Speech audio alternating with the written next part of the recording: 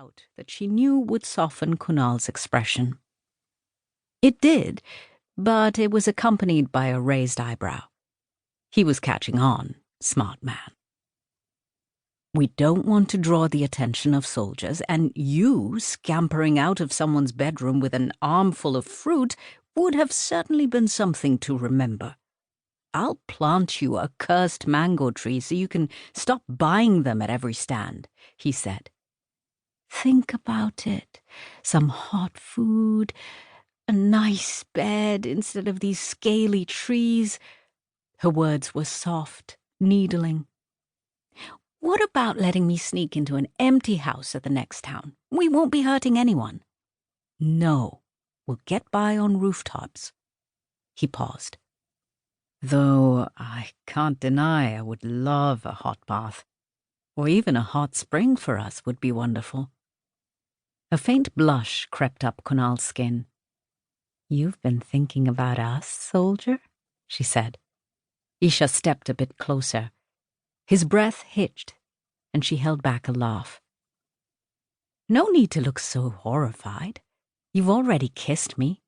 I think a bit of flirting is allowed. It's not that.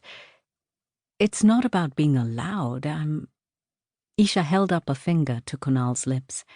I'm teasing, she said. But I do want those mangoes. And with that she ran off, throwing a challenging look behind her. Kunal had decided long ago that Esha might be the death of him, but he had never feared death. He shook his head at her, even though she was long gone down the road. It had been almost a week since the skirmish at the ruins of the temple, and they'd heard only murmurs of the caravan the soldiers had mentioned. The one that could hold Reha, the lost princess. Enough to suggest its truth, but not enough for them to have found anything yet. And though he was sure Esha had been on longer missions with less success, he could tell she was getting antsy. There had been a hawk that had arrived with a note that she had quickly hidden away. He had meant to ask once or twice, but each time they had a moment to themselves, other, more important things had come to mind. At the thought of those moments, he grinned. Kunal secured his pack before crouching and launching off down the road himself with inhuman speed. Within seconds, he had caught up with Esha, laughing as he grabbed her by the waist. He held her steady as she careened forward, startled. Kunal hadn't shown her this newfound ability yet. He'd discovered it only the day before when hunting for food. She slapped his arm as he righted her. You could be seen by someone, she whispered. He shrugged, a sudden nonchalance taking over. I'd fly us both away. And if that person had eyes and saw you shifting into an eagle, would you be okay with me killing him because you know that would be the only option?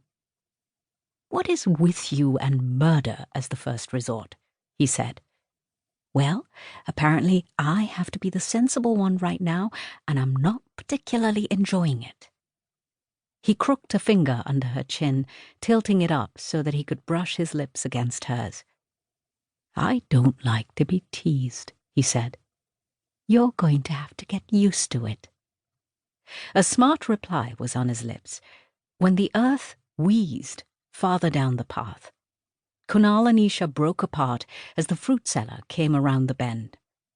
The man was startled by the presence of two strangers on the previously empty road, his askew turban nearly falling off.